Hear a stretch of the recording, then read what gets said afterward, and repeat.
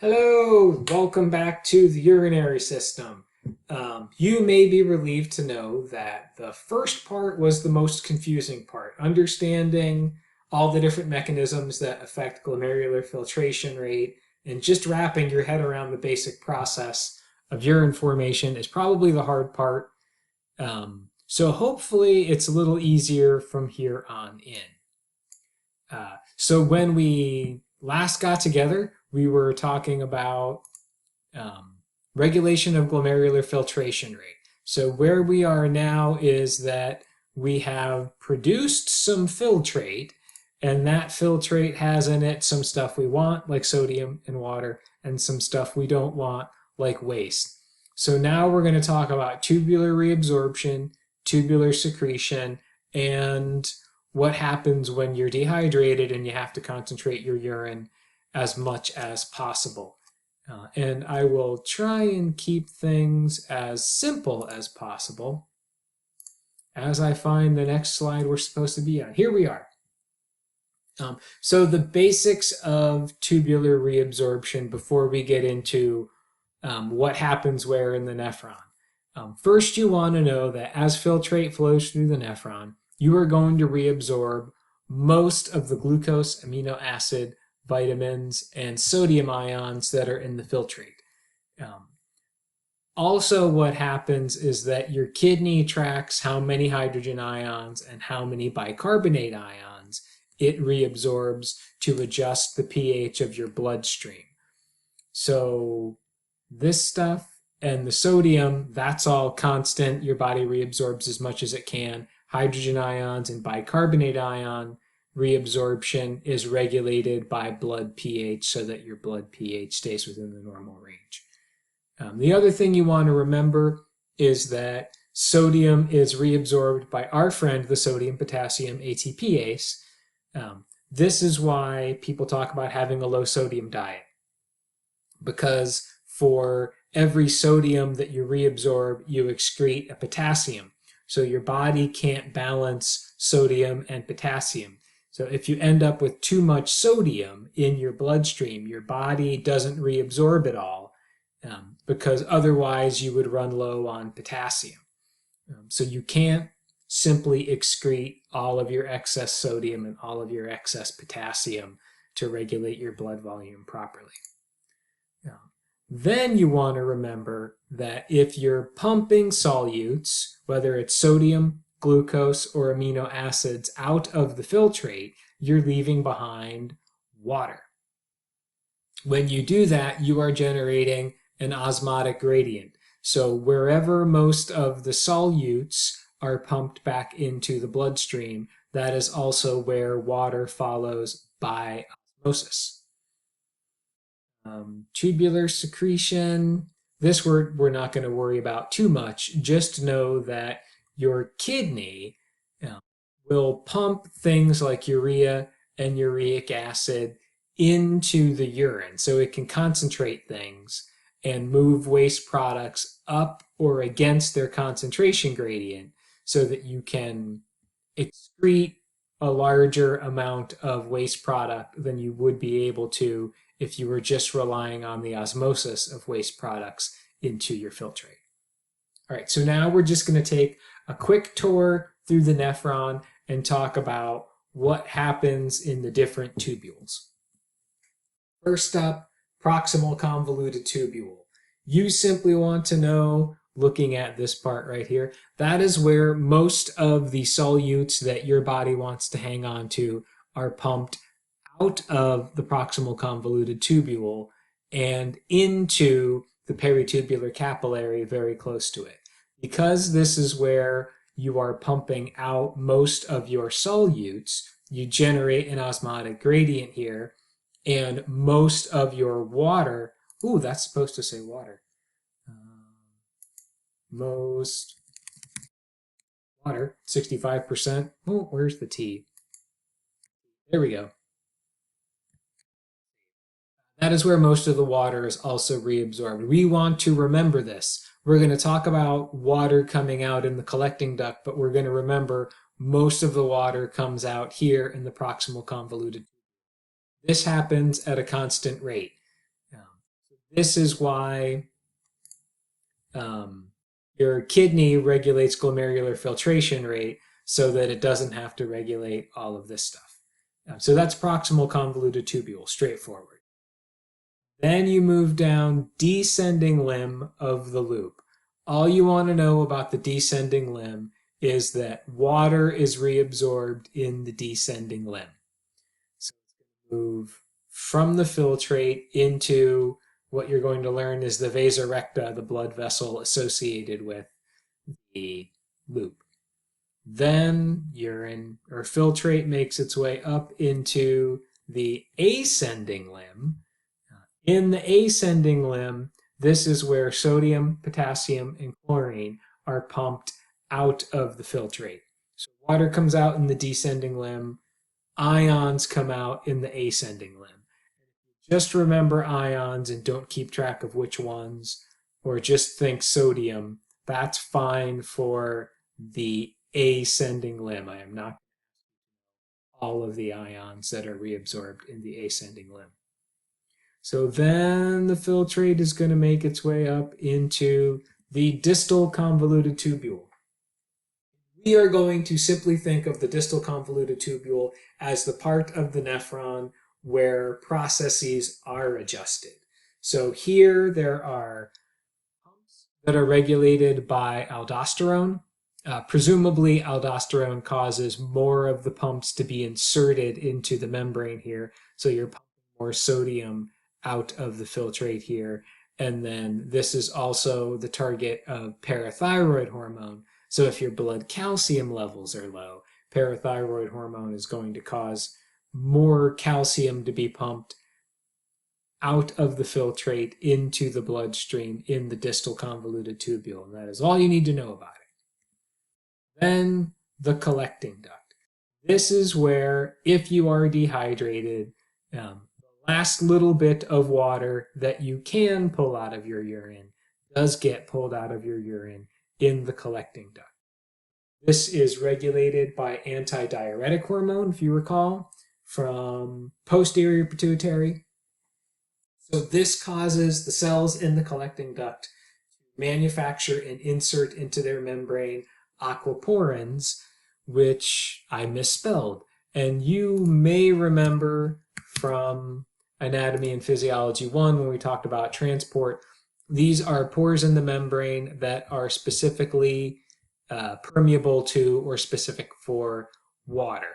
So your cells cannot stop water from crossing the membrane, but the phospholipid bilayer does resist water flow. So if you want to get as much water as possible out of a cell, you want to let water pass through a cell. Oh, I forgot. pH. We got to talk about pH. We are not going to worry about which ion gets transported in which tubule. We are simply going to think about, if you are the kidney and you have a choice of letting hydrogen ions and bicarbonate ions pass into the filtrate or keeping them into the bloodstream, what are you going to do to properly manage your blood pH? So remember, this is all about thinking, what do you want the pH in your bloodstream to be? And then the urine is going to be opposite, right? So if your blood pH is too high, does that mean hydrogen ion concentration is too low or too high? If you guessed or said too low, then you remember, right, as pH goes up, that means hydrogen ion concentration is going down. So if you don't have enough hydrogen ions in your bloodstream, you want to keep as many of them as possible. So the amount of hydrogen ions in your urine is going to be very low. And because bicarbonate can absorb hydrogen ions and reform carbonic acid, you want to dump as much bicarbonate as possible into the urine so it's not in your bloodstream. Then if your blood pH is too low, that means hydrogen ion concentration is high, so you want to get hydrogen ions out of the bloodstream. So this means you're pumping hydrogen ions into the filtrate and then making sure you're holding on to as many bicarbonate ions as you can so that you have bicarbonate to offset your your decrease in pH, or your bicarbonate to offset the increase in hydrogen ion concentration that you want to get rid of. So just know, based on whether your blood pH is high or low, whether you're going to have relatively less or more hydrogen ions or bicarbonate in the urine. But again, we're not going to worry about whether it's secretion or absorption or where it happens. We're just going to look at how the kidney responds in a general fashion to changes in blood pH. Now we have to get back to the matter of the concentration of urine. So let me rephrase this, right? So we will talk about the concentration of urine and what happens when you are hydrated and therefore making dilute urine versus when you're dehydrated and therefore making more concentrated urine. So the process of making concentrated urine relies on what is called the medullary osmotic gradient. What this means is that as you move from the cortex through the medulla, the deeper you get into the medulla, the higher the osmolarity of the fluid in the medulla is. It just means you get increasingly salty as you go from cortex to medulla. So this is the environment around the nephron is more and more salty the further the collecting duct travels or extends through the medulla. So if you are hydrated and forming dilute urine, there is less or no antidiuretic hormone. This means that very little reabsorption of water takes place in the collecting duct. So the regular urine stays regular or dilute urine, remembering that you've already reabsorbed probably 90% of the water that you're going to reabsorb has already been reabsorbed as it passed through the rest of the nephron. Then, if you are dehydrated and need to concentrate your urine even more, this is where antidiuretic hormone comes in. So antidiuretic hormone is going to cause the cells in the collecting duct to put more aquaporins into their membrane, making the collecting duct more permeable to water. Now, as filtrate flows through the collecting duct, the increasingly salty environment in the medulla causes more and more water to osmose out. So you start with dilute urine here, some water comes out because there's salt. Now you're here, your urine is more concentrated, but the medulla is saltier, so it's still pulling water out. And then the further you get down, the more and more concentrated your urine is. But it keeps getting more concentrated because there's more and more salt in the medulla to pull as much water as possible out of the urine.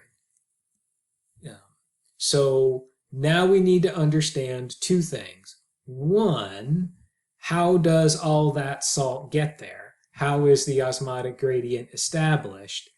And two, why doesn't the salt just diffuse away? Or what keeps all of this water that's coming out of the collecting duct from diluting all of the salt that's in the medulla? So first we have to get a bunch of salt there, then we have to keep it from leaving. There are two mechanisms that do this. One you're going to see establishes the gradient, the other maintains it. So it's the countercurrent multiplier and the countercurrent exchanger.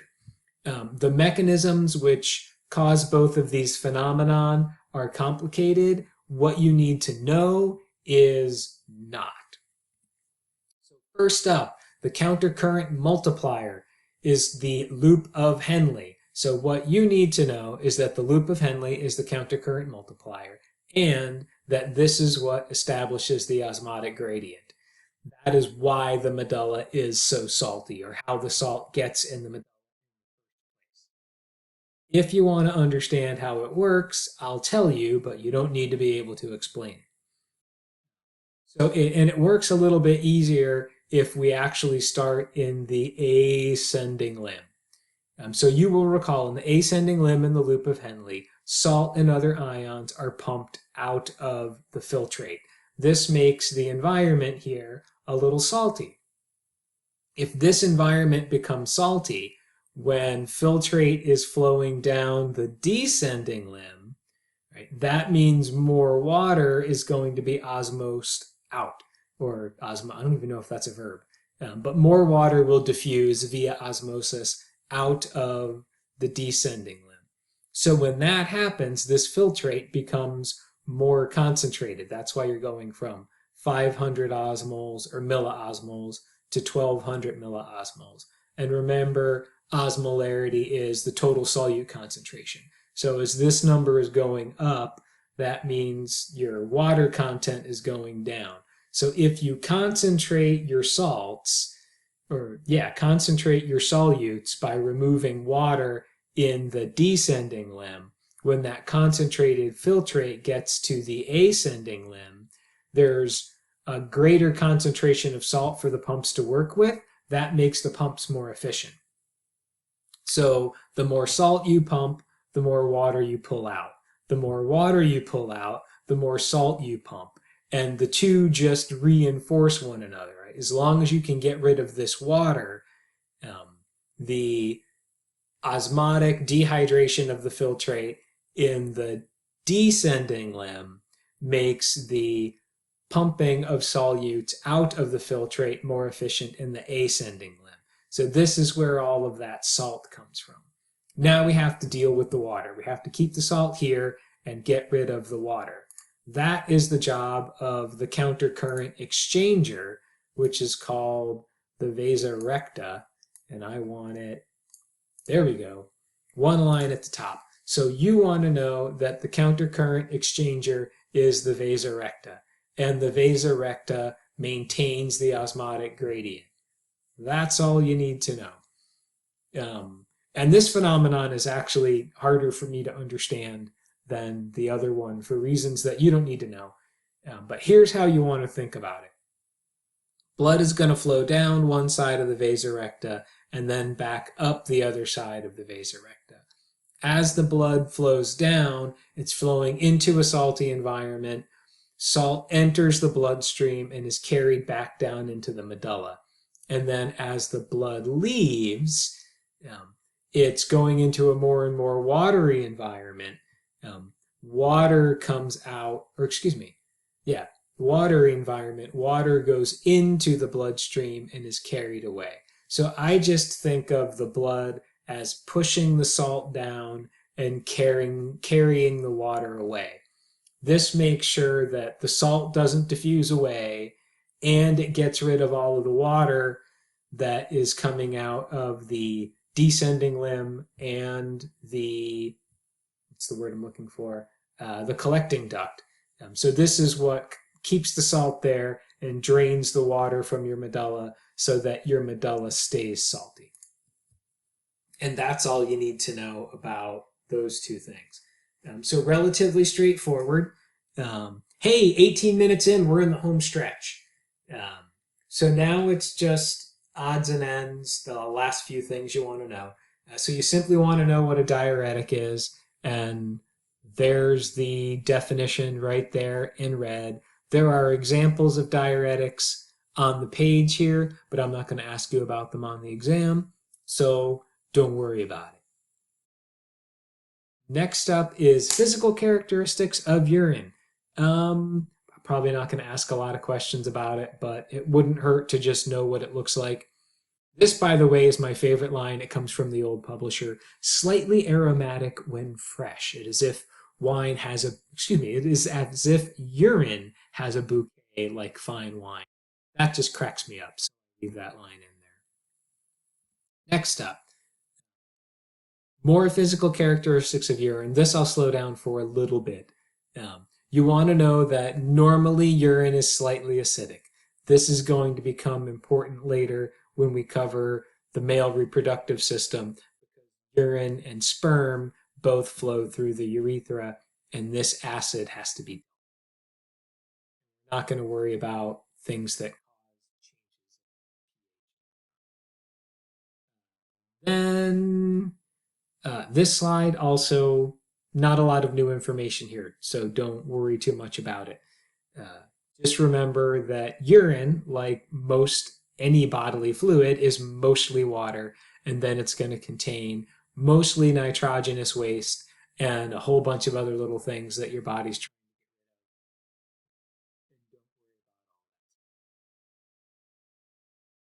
Kidney stones, they're not supposed to be in your urine. They hurt. You just want to know that kidney stones are usually calcium, sometimes magnesium, or uric acid. And we're not going to worry about what causes kidney stones. We want to study health and homeostasis. This is not. Moving right along. This stuff is kind of fun, I think. These are things that are not supposed to be in your urine and what it means if they are in your urine. These next two slides, there's likely to be one or two questions on the exam over this, so it is worth committing this stuff to memory. So number one, albumin is not supposed to be in your urine, mostly because it is a protein. It is the most prominent, or yeah, I don't know. It is the, I can't think of the right word, but you have more albumin in your plasma than any other protein is what I'm trying to say. So that is the protein that we search for, or that we test urine for, to make sure that there's no protein in your urine. You will recall that the basement membrane of your filtration membrane is supposed to prevent proteins from showing up in the filtrate. So if there are proteins in your urine, there's probably proteins coming through in the filtrate, which indicates damage to your glomerulus. There is not supposed to be a lot of glucose in your urine. You're supposed to reabsorb most of it. If there is a lot of glucose in your urine, this probably means you have diabetes. Doesn't matter type 1 versus type 2, you're both going to have elevated blood sugar because you either don't have insulin or it's not working. And if you recall, we said when you reabsorb things back into your bloodstream, this is also when you reabsorb water. If you have excess glucose in your urine, you're also going to have excess water because of the way osmosis works. And this is why people with diabetes have high urinary output, because they're not reabsorbing as much glucose and they're leaving the water behind that goes with the glucose. Red blood cells are obviously not supposed to be in your urine. They're way bigger than a protein. So if you have red blood cells in your urine, this could mean any number of things. White blood cells, this most likely means you have a UTI, or a urinary tract infection. So if you have an infection somewhere in your bladder, your urethra, or your ureters, white blood cells will crawl out of the bloodstream into the urine, into your ureters to obviously. No, it's not obviously. You are not supposed to have microbes in your urine. If you get what is called a clean catch, meaning urine straight from the urethra, not dribbling over any body parts on the way into the specimen cup, it should be free of microbes. This is why urine is generally not treated as a biohazard. It's not like blood. Infections are generally not transmitted from one person to another via urine. Then we get ketone bodies. These are not supposed to be in your urine. I can't really describe the biochemistry of them, but you just want to know that most people don't have a lot of ketone bodies in their urine. Ketone bodies are a byproduct of fat breakdown. So catabolism means breaking something down for energy. So if you have a lot of ketone bodies, it could mean that you're starving and your body is breaking down all of your fat stores to make ATP. It could mean that you're just on a low-carb diet, paleo, what have you, which also means that you're breaking down fat. This is where the ketogenic diet comes from, if anybody's ever heard of this. As far as I know, it's not a diet that is recommended by MDs, but anecdotally, it does seem to help people lose weight. But this is an extremely low carb, high fat diet that encourages your body to break down fats instead of carbohydrates for energy, and it produces ketone bodies, obviously. And the presence of elevated ketone bodies in your urine could indicate that you have diabetes. So even though you may be eating carbs, all of the glucose is staying in your bloodstream, not getting into your cells, and your cells are behaving as if they are starved for carbohydrates. That's it. We're done. 25 minutes in. Urinary system kaput. Done with. See you at the next screencast.